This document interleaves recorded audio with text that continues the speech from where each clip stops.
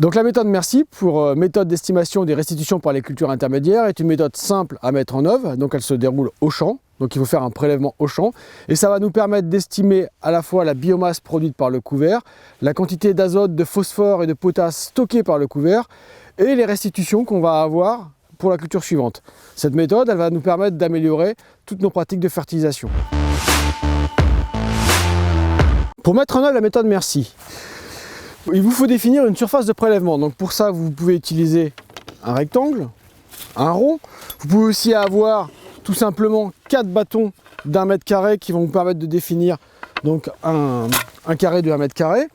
Ou alors, un peu plus sophistiqué, ce type de quadrat, donc qui se démonte et qui se remonte facilement et qui vont vous permettre de définir facilement votre surface de prélèvement.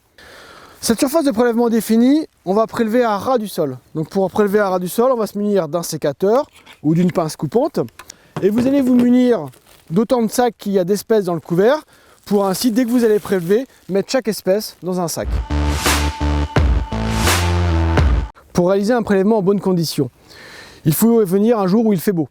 Il ne faut plus qu'il y ait de rosée ou de pluie sur les feuilles, sinon vous allez peser de l'eau. Il faut choisir un endroit qui est assez homogène sur la parcelle. Si votre parcelle est hétérogène, on vous laisse le choix de faire un prélèvement, 2 prélèvements, 3 prélèvements. Vous avez aussi la possibilité de tout mettre dans le même sac, à ce moment-là, il faudra bien repérer la surface que vous avez prélevée, ou de faire une pesée sur chaque prélèvement que vous avez fait. Vous aurez ainsi une estimation de l'hétérogénéité de votre parcelle.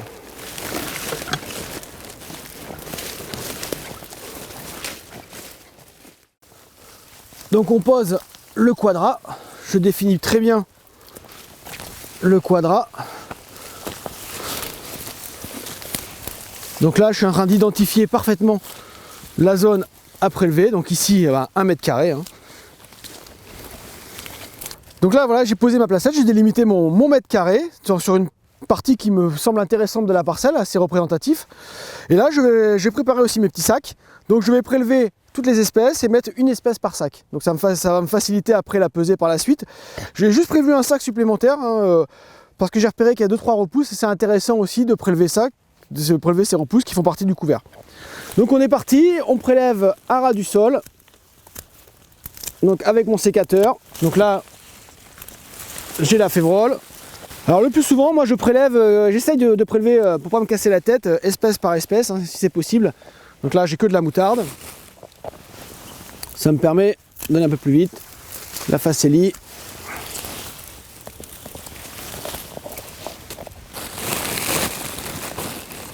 Voilà, en triant au mieux.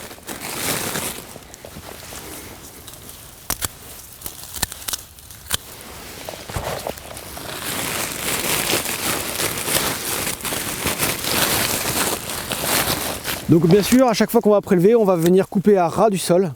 Donc en prenant, évitant de prendre de la terre, mais vraiment à ras du sol. Parmi toutes les espèces, celle qui pose parfois un peu problème, c'est le radis. Donc le radis, ce fameux radis fourragé là, qui nous fait une grosse carotte. Donc là aussi, on prélève à ras du sol, c'est-à-dire qu'on va prélever une partie de la racine.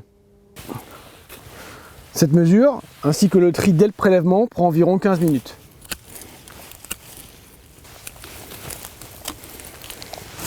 Hop là.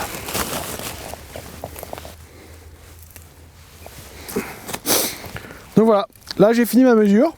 Donc il ne me reste plus après qu'à prendre mes 4 sacs, mes 5 sacs ici, parce que j'ai un sac de repousse, et d'aller peser individuellement tous mes sacs, et ainsi d'avoir en grammes la quantité sur cette surface-là qui fait 1 mètre carré.